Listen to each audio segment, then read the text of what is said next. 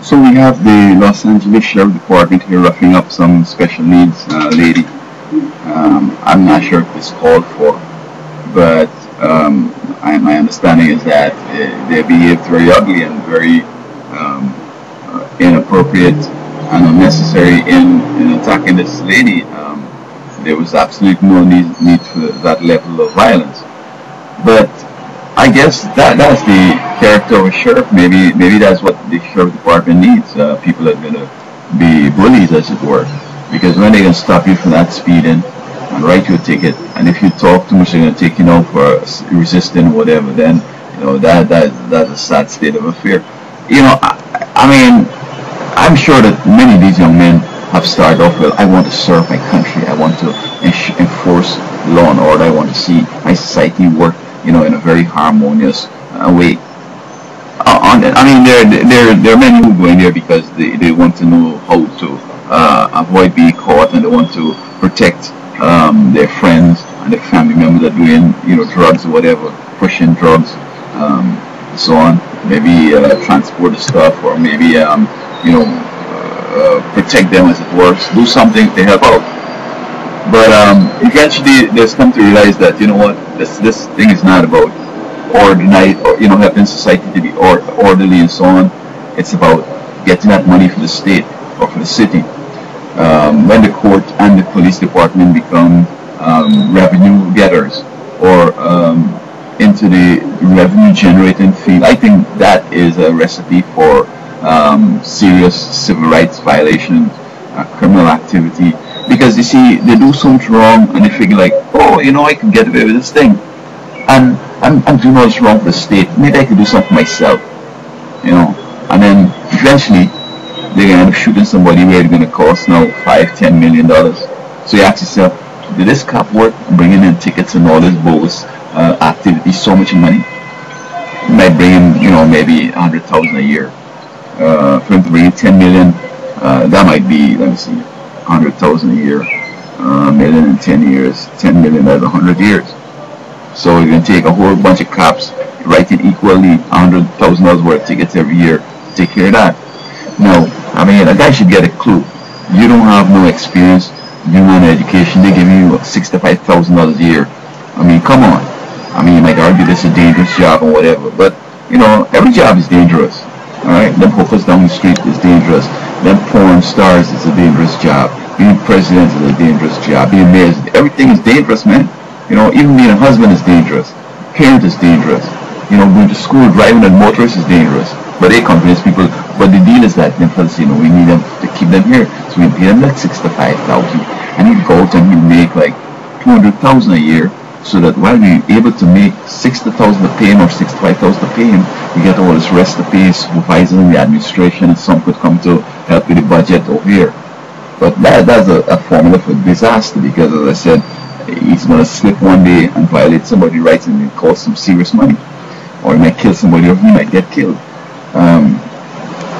And so I think that if I join an organization like the police, and I thought that I could do all this, and then it turned out that no, it's just another gang game, then I will quit, because I don't want no problems like that. In other words, I can't be going to the Lord every day and saying, Lord, you know what? I wrote all these bogus tickets. Can you forgive me? Every day I'm doing that, the Lord can say, oh man, I don't even want it. I know he's coming to talk about it. As soon as you go down with me, the Lord said, I know he's going to talk about those tickets, bogus tickets you wrote, man. And close his ears. I don't want to hear this guy, because, it's like, the first couple of times I thought he was really serious. He cried and all that stuff. But now he's just doing it because he figured like, if somebody shoot him on the street, it's like he can be straight and he could come to our house, heaven, you know what I mean? So he's playing that, I forgive me for all these bogus tickets I've written, and all these innocent people I've taken to jail, and all this, all this stuff, lying and saying this man pull a gun and I shoot him and all that. That's murder, police. And God saying that is murder. I'm waiting for you at the end of the time so I could, I fry you in hell because you're evil. You see what I'm saying? And my understanding is that many of them is end up on medication, because you can't be evil like that every day.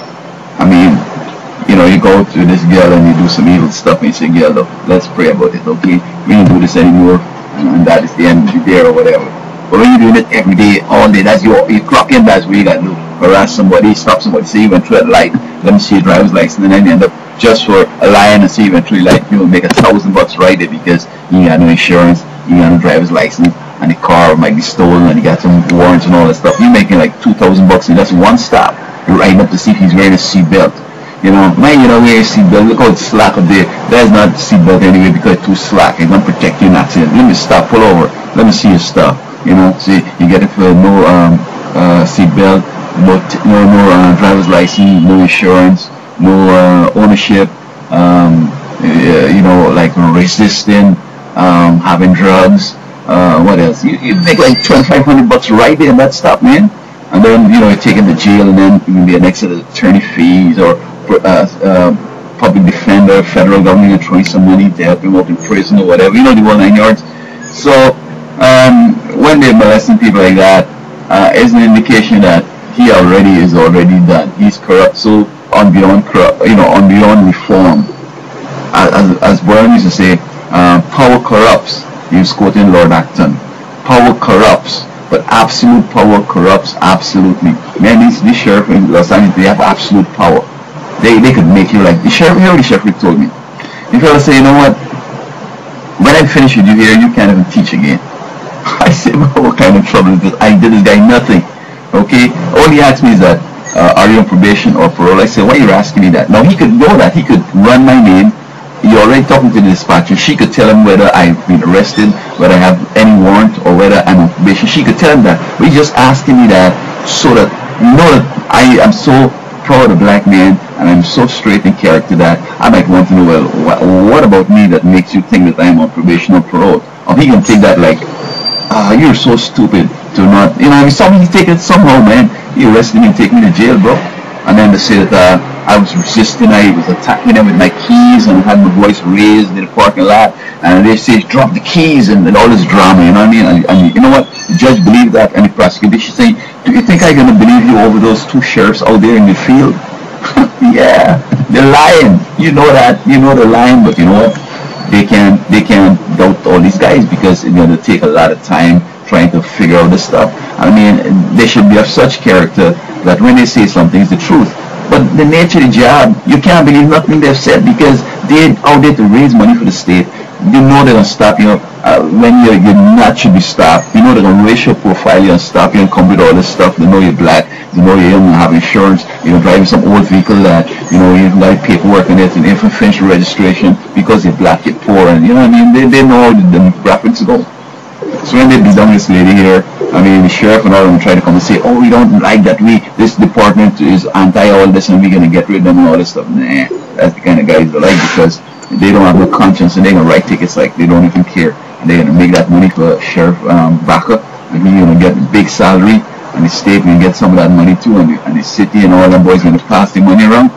So if they got to pay out some money here, that goes with the territory, man. You can't have people violating others and shooting people and doing wrong, planting bombs and people and drugs and people and all that to escape all this thing, and then expect that they're going to be getting mentally ill and have to quit the job on disability because they lost their mind or they're going to beat up the family at home. It's bizarre, but they just like that power thing. You see what I'm saying? Even though they kind of lose the medication to deal with whatever they're going through, depression, guilt trips, the beating of the wife and all this stuff, man. These guys are a mess.